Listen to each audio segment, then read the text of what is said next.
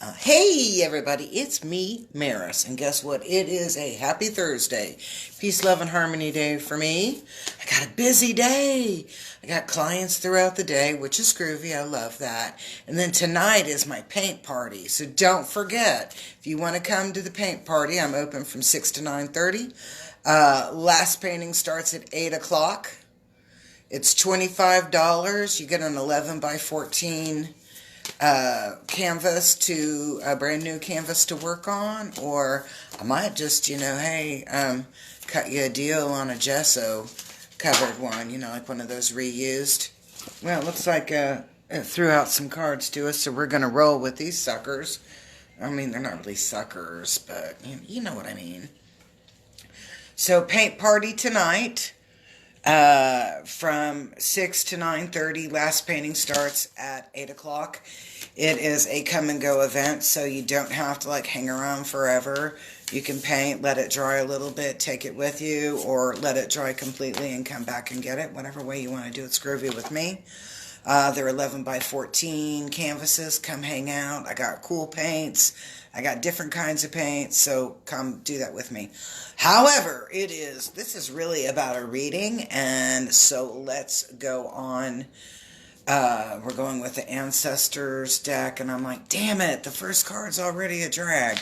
But it's not the kind of drag. I'm kind of like, it's more like, when you get griped out for doing something that you weren't supposed to do or shouldn't be doing, or it would be something better for you to do. That's what that first card is. But chance favors a prepared mind, so let's take a look at it.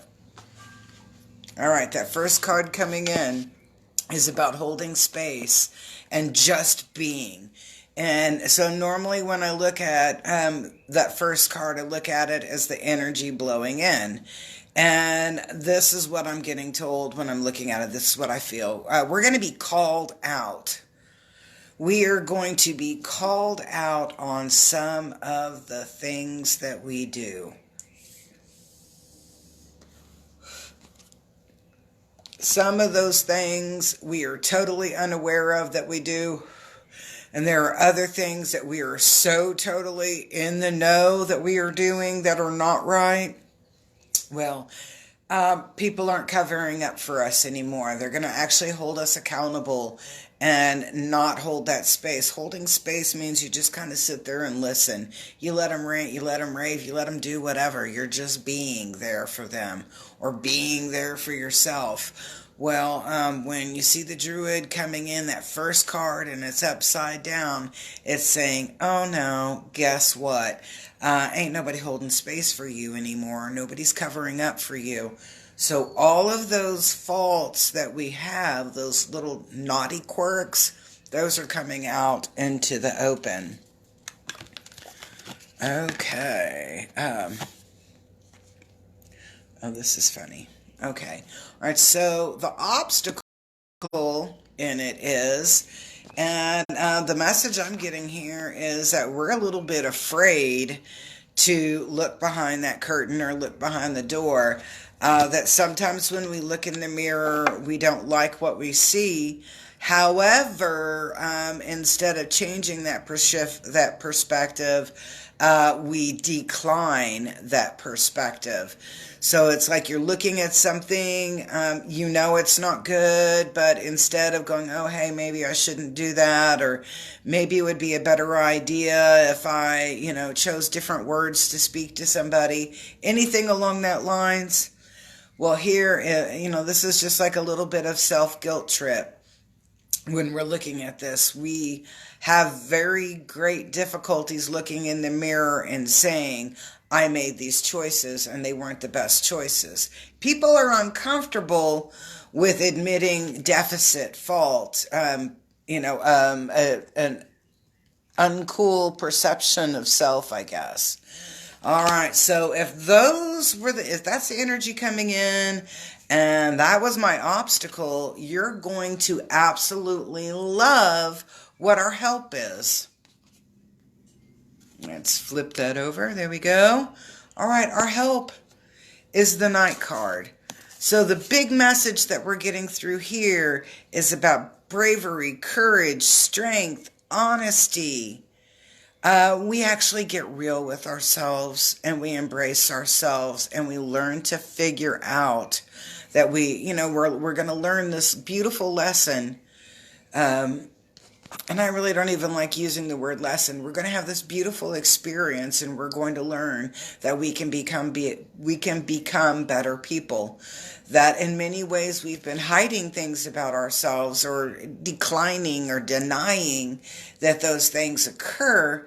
And now we have this wonderful opportunity to clear that air and regain our strength, rejuvenate, reclaim who we are. So that's what this Knight card is talking about. It's talking about reclaiming, getting back to who you are and bringing that beautiful groovy vibe in. When we do that, our perspective totally changes and it opens up. And that's what the Seer card is talking about, is saying, okay, so I go through some crappy stuff. I clear out those things. Reclaim who I am. That was that Knight card.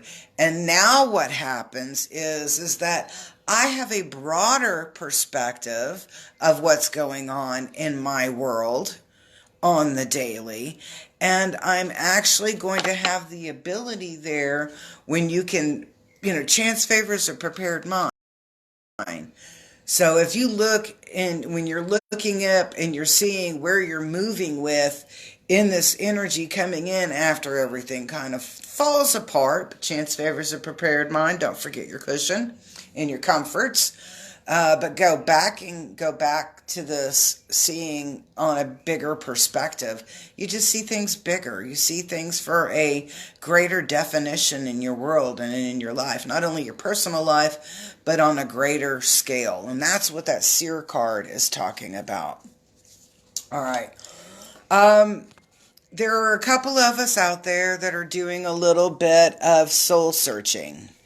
And instead of really putting a focus on something, on one or two subjects, you've got about 15 different little paths that are brewing on your spiritual stove. And the problem is that you're so busy tending a little bit to each one of those paths that you're not understanding or connecting in with things for a greater or for a greater meaning or bigger discernment, deeper discernment on your path. So it's kind of like being very superficial because now you know 10 things about 15 different things instead of 150 things about one. So stop spreading yourself so thin because you're not really taking care of what you have agreed to learn, experience, or take care of. That's what Grandpappy here, upside down, is saying. He's going, okay, man, you spread too thin. Get yourself collected and bring it back in. When you do that, what happens? You're going to end up, when you get your stuff together and you're more organized and you have a greater focus, and you start building up on that discernment, that's where you're going to enjoy the fruits of your labor, all the hard work that you've done in working on your own healing path comes to a fruition. And that's what the Sun card is talking about. It's talking about kicking back and enjoying that success, being connected in with that happiness, knowing that you created that. You created that happiness. Often people look for things outside of themselves and they have difficulties